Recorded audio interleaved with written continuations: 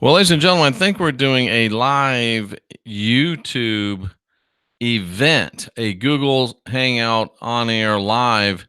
Whether anybody knows I'm doing it or not is another thing. I'm going to try to find out and see if anybody knows if I'm doing it, but I don't know if it's Zoom that's not working or the interface between Zoom and um, the interface between Zoom and YouTube or what the deal is, but it tells me that I'm live, but I don't know that anybody knows that I'm live. I'm trying to figure it out right now. Weird things happening in the YouTube world. Let me try to go to my channel and see what it looks like there, because this is just nuts, ladies and gentlemen. Things are very interesting. Things are going awry, and we don't know what's going on, to be honest with you, but let's see what's taking place. And it looks like I am live now. So that's interesting.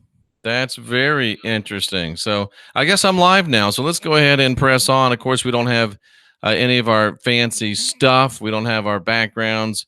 We don't have our chat room. We don't have anything. Is there a way to put chat in here? It's been so long since I've used this system here, just the straight YouTube system. I don't know if I can do any of that cool stuff. So I really just don't know, ladies and gentlemen. So I think right now we're going to be happy to just say that we are live. Happy right now to just say that we're doing a show.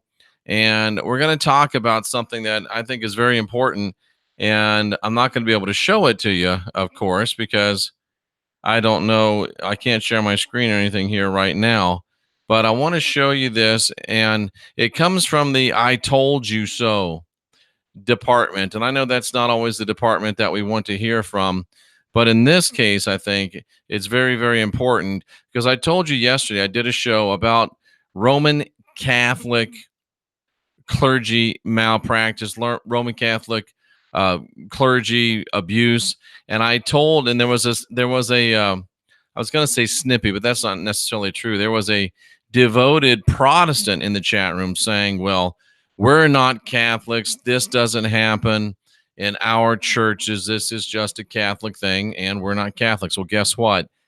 From the I Told You So department, because I said the chickens are about to come home to roost, and here we come. Today's news, CNN, 380 Southern Baptist leaders and volunteers accused of sexual misconduct.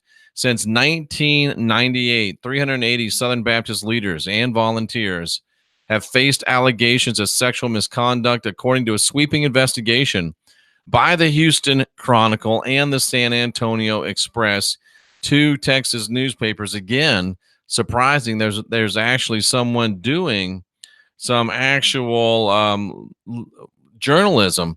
I'm glad to see it. I'm rather surprised to see it, but at least there's someone doing some real journalism.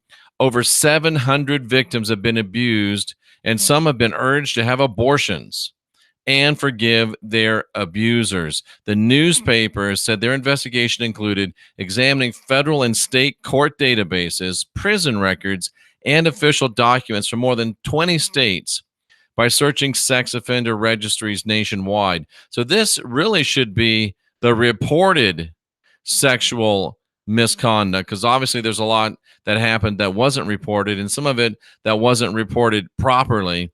So it's really a low estimate. We verify that of the 380, 220 have been convicted of sex crimes or received deferred prosecutions in plea deals. So of those 220, 90 are in prison. 100 are registered sex offenders, according to the live report. So you smug Protestants, it's been happening since 1998. The flagship Protestant denomination, the Southern Baptists, have had 700 victims that have reported, 380 credibly abused, 220 convicted. I would imagine that of the distance between the 700 and the 220, there's still many of them in the legal system. 90 people are in prison, 90 Southern Baptist officials in prison. It's not just a Catholic problem. It's a Christian problem. It's not just the Roman Catholics. It's Christianity. Abuse of children is endemic. Abuse of children is foundational to Christianity. I've proven that, and now they're proving it and making me look like a genius. 90 are in prison. Another 100 are registered sex offenders. You might check when you go to church on Sunday, if you still will, and I can't believe you would, check and see if your church is employing any registered sex offenders. Now, the problem with Protestant clergy abuse is that, unlike the Catholics, most Roman Protestant denominations are autonomous churches. For example, the Southern Baptist has 47,000 churches. They're all autonomous. And the central authority of the church doesn't really have a lot of power to force churches to comply with policies. Same thing in the Assemblies of God. Same thing in the Church of God. Same thing in the Methodist. Same thing in the different variations of Baptists. They're local independent churches. There's not one guy or one girl sitting on top of the totem pole that can tell people what to do. And you can see how it is in the Catholic Church. Even when there is one guy that can tell people what to do, he won't do it. However, the Southern Baptist Convention has called on churches to report immediately to law enforcement any known or suspected instances of sex abuse in the church. Now, whether they've done it or not, who knows? But there's about 15 million members in the Southern Baptist Convention. It is, as I said, the largest Protestant denomination in the United States. And get this. This just shows you how ridiculous it is. In 2013, the Southern Baptist leaders passed a non-binding resolution on child sexual abuse. A non-binding resolution. Oh, it's a fine sounding resolution. I'm looking at it, but they made it non-binding, meaning all the churches don't have to abide by it.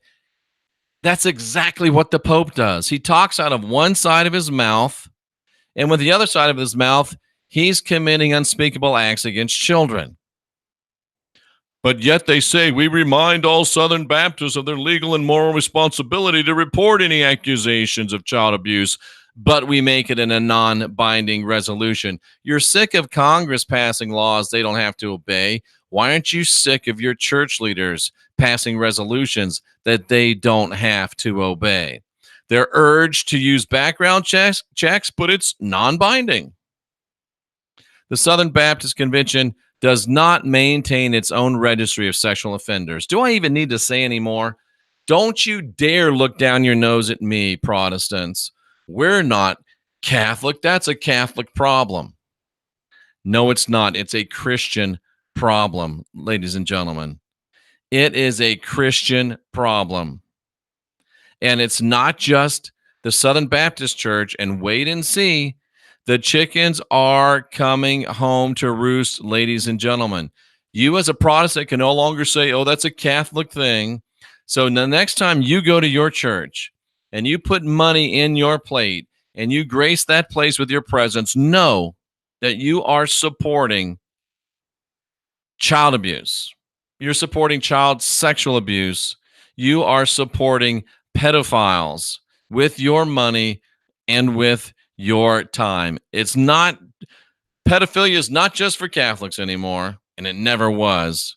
Now it's for all Roman Catholics and Roman Protestants. The time has come to stop going to church, period. The time has come to stop giving money to church, period. And if you continue to go to church, you're a coward.